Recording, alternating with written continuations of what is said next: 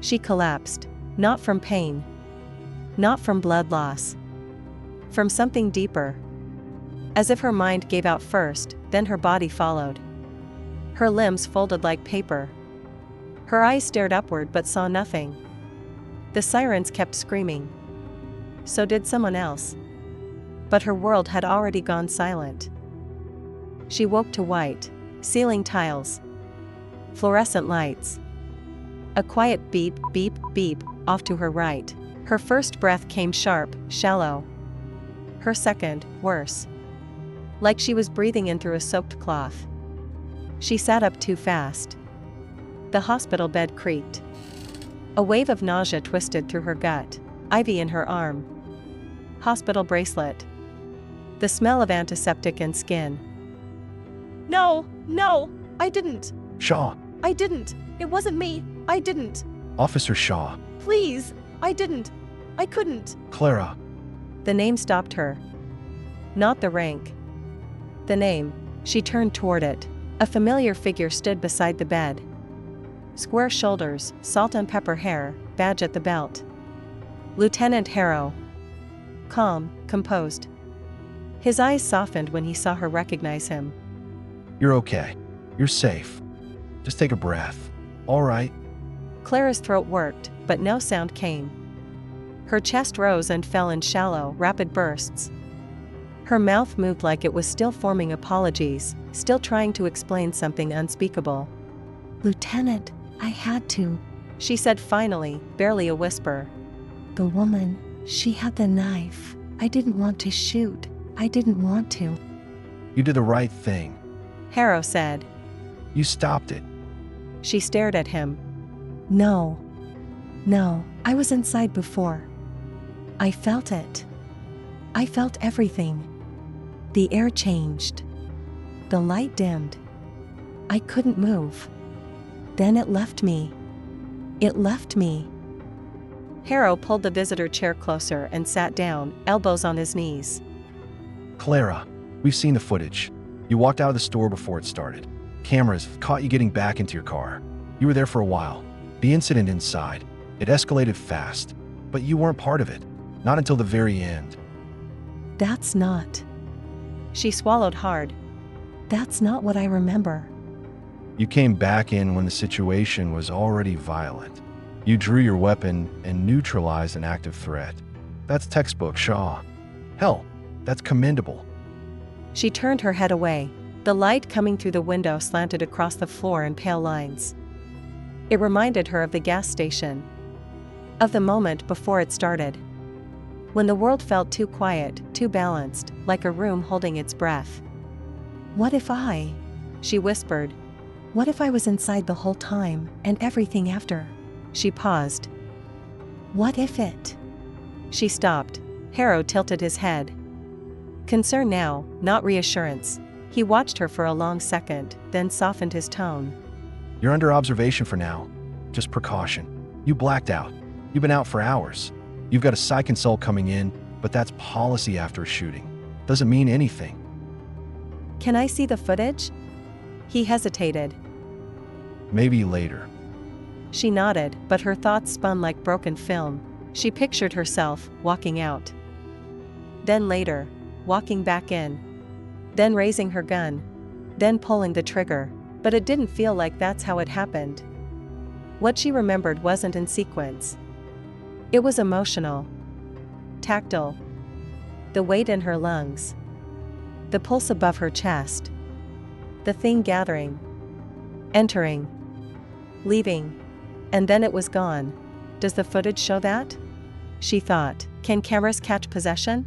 She didn't remember pulling the trigger. She remembered watching herself do it. She lay back slowly on the bed. Her heart still drummed hard beneath her gown. Her skin was cold. Her hands wouldn't stop shaking.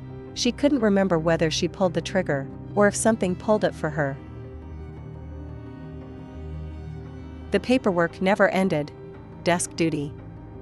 Pages on pages, reports stacked in stiff manila folders, names and numbers and timestamps and procedure. Clara sat in front of it all, unmoving. The overhead fluorescence buzzed softly, blending with the occasional click of a keyboard somewhere across the room. Phones rang. Doors opened and closed. None of it reached her. Her eyes were fixed on a study guide. The detective's exam manual, open to a section on forensic sequencing. Paragraphs stretched across the page like a foreign language. She had read the same sentence 4 times. She didn't understand it. A yellow highlighter rested between her fingers. Its cap sat forgotten on the desk. She hadn't marked a single word. To her right, a paper coffee cup gone cold 2 hours ago. To her left, a notepad with a half-written sentence. Her name, scrawled in the margin. Then crossed out. Her breath caught. She blinked. Just once. And the text blurred. The paper looked wet. Not damp. Saturated. Lines swam, curling inward like they'd been soaked in something thick and metallic. She leaned in. Was it blood? No. No, of course not. Just a trick of the light. Just crunch. Her hand jerked sideways, knocking the highlighter cap off the desk. It clattered on the linoleum floor. A few heads turned. She forced a smile, small and hollow. No one said anything. She bent to pick it up, hands shaking. Her fingers barely worked. Squish. She hadn't slept more than 3 hours in the last 5 nights. Even when she closed her eyes, her brain didn't stop. Images looped. The can swinging down, again and again. The spray. The knife. The gurgling. The door propped open. She saw her own hand holding the gun. She felt something else pull the trigger. Her body was here, now, behind a desk, but her mind was still in that store, kneeling in blood, waiting for a thing with no name to crawl back inside. She opened the exam guide again. Forced herself to focus. In violent cases, timeline is essential. Her lips moved with the words. Patterns of escalation, opportunity, and response. The words blurred. She wasn't reading anymore. She was remembering. There was no pattern in the store. No escalation. No logic. Just violence. One moment calm. The next. Rage made flesh. No motive. No warning. No one else seemed to notice. No one but her. The thought pressed against her temples. What if she made it up? What if she wasn't there the way she thought? What if the camera footage was right? She stared at her reflection in the dark computer screen. She turned away. Her phone buzzed in her pocket. She pulled it out. No messages. Nothing important. She opened the front-facing camera. Stared at her face. She looked tired. But she didn't look like herself. She looked like someone wearing her face. Her thumb hovered over the screen. She closed her eyes. Set the phone face down. Someone dropped a folder onto her desk. She jumped. A full-body flinch. Sorry. The officer mumbled, already walking away. She opened the file. It was nothing. A traffic collision report. 2 pages. Timestamps. Diagrams. Her eyes scanned it anyway. Looking for anything. A pattern. A shape. A number that repeated. A name she'd seen before. Nothing. She leaned back in her chair, chest tight. The room felt too small. The air warm and used. She wanted to ask for more time off. She'd even started to write it. A formal request. Sick leave. Trauma recovery. Doctor's note pending. But she couldn't finish it. The words felt wrong. Because if she stopped looking, who would see it? Who would know what to watch for? She balled up the paper. Tossed it. Missed the trash. It's still out there. The garage smelled like beer, motor oil, and burnt tortillas. Someone had tried to microwave nachos on a piece of foil. Now the microwave pulsed with occasional sparks, ignored by everyone inside. The music was too loud. 6 people crammed around a folding poker table, 3 men, 3 women, all in their 20s. Friends. Or people pretending to be. The air was warm. No windows. One overhead bulb swung gently on a chain. Someone made a joke. Someone else howled with laughter. And then, without a word, one of the men slammed a bottle into a girl's face.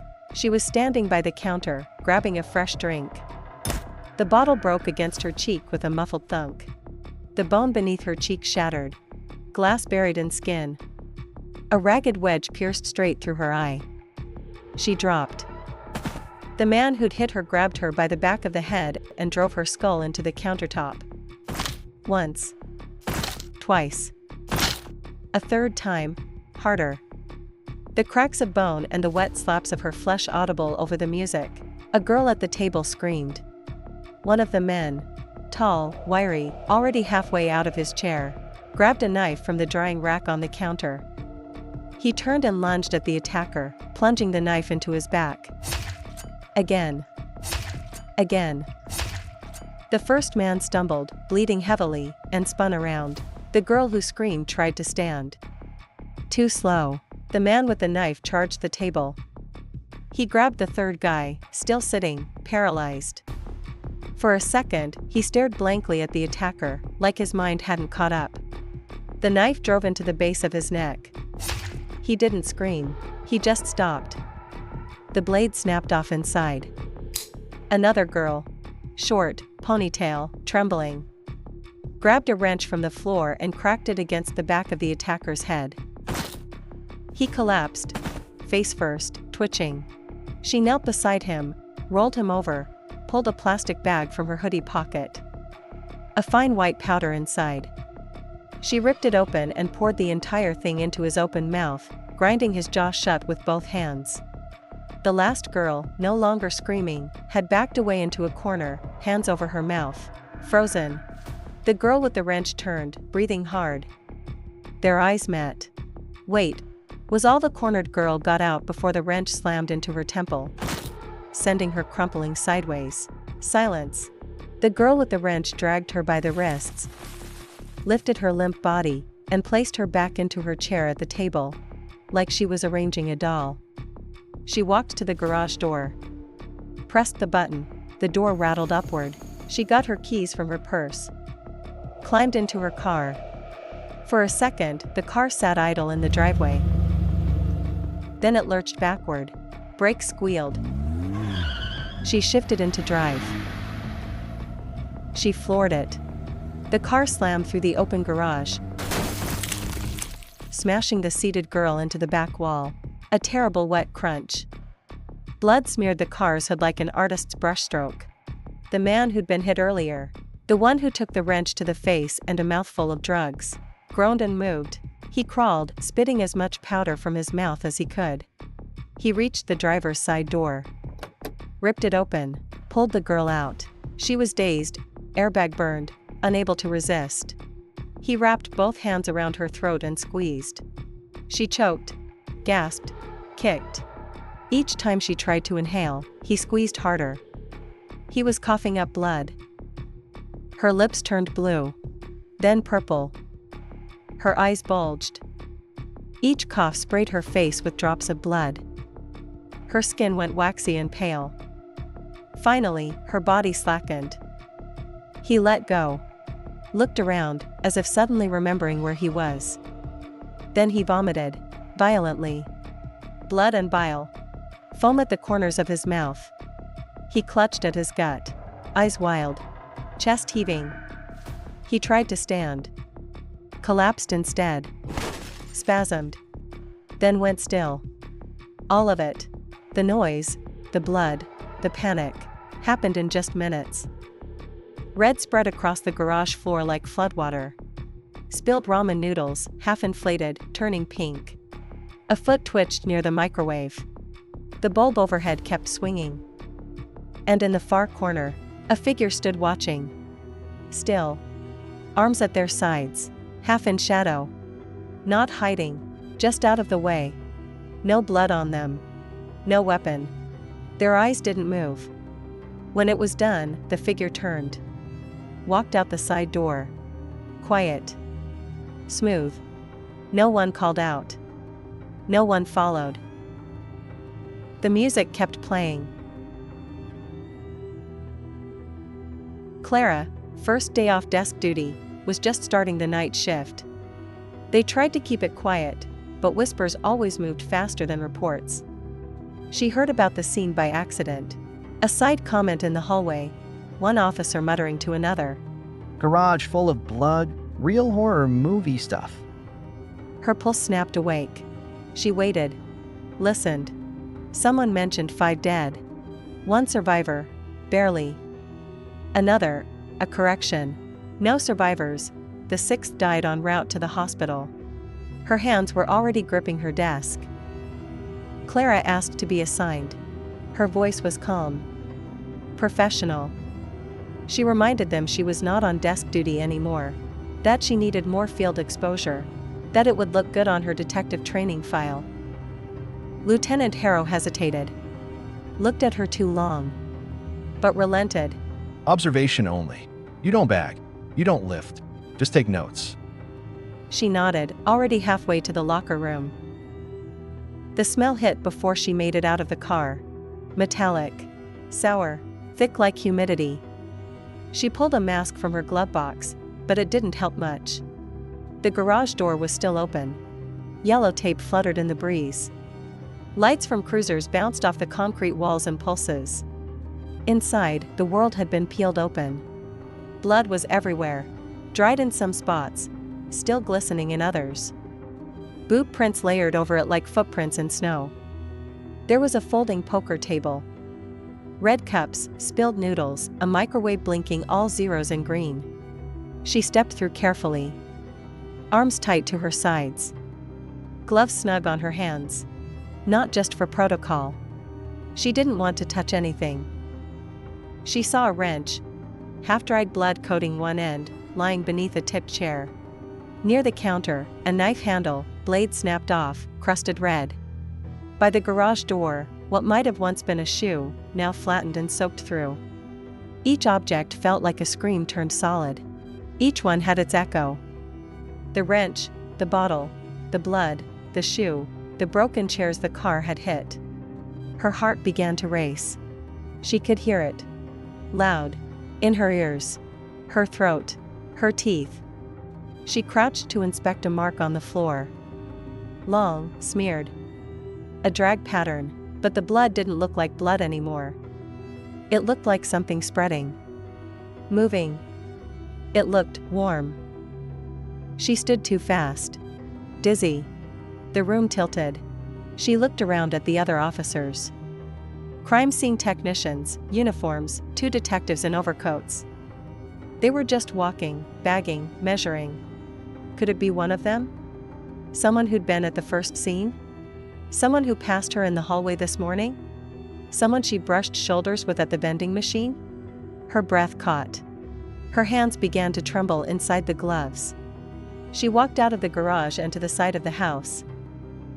She pressed herself against the wall, closed her eyes, willed it away. It's not me. It's not me. I'm just remembering. I'm not part of this one. Her vision dimmed. Not the lights. Her. A wash of gray at the edges. Her knees bent slightly. Her shoulder scraped the drywall. The air felt too thick. What if it's still in me? She focused on her breath. In. Out. Slow. Behind her eyelids, she saw flashes. The girl in the car, the body at the table, the shadow in the corner. They weren't visions. Just replays. Like footage her brain refused to delete. It's not me. It's not me. She opened her eyes. No one could see her. She straightened slowly, rolled her shoulders back, steadied her knees. She didn't trust the ground. She didn't trust the air. But she had to see it through. Nobody would connect this to the gas station. Why would they? No similar weapons. No survivors. No context. Different setting. . Different victims. Different everything. Except her. Clara Shaw. The only living link. And even she wasn't sure if the link was real or imagined. She stood just outside the garage, hands pressed to her temples, trying to breathe in air that didn't taste like blood. She approached the detectives. Quietly, carefully. "What time did it happen?" They turned to her. One of them, dark suit, clean-shaven, slightly impatient. Estimate says sometime between 10:45 and 11:05 p.m. First call came in at 11:08. We'll narrow it down when we sort out devices, timestamps. "What time exactly?" He squinted. We're still pulling logs. "Could it have been earlier? Say, 10 o'clock or 10:30? The other detective, older, arms folded, raised a brow. Possibly. Why? I just need to rule something out." They looked at each other. Shrugged. She was still staring at them. The first one spoke again. Anything else? She paused. "Could there have been another person present during the attack?" No. Far as we can tell, it was 6 inside. All dead. He paused. What makes you think there was a 7th?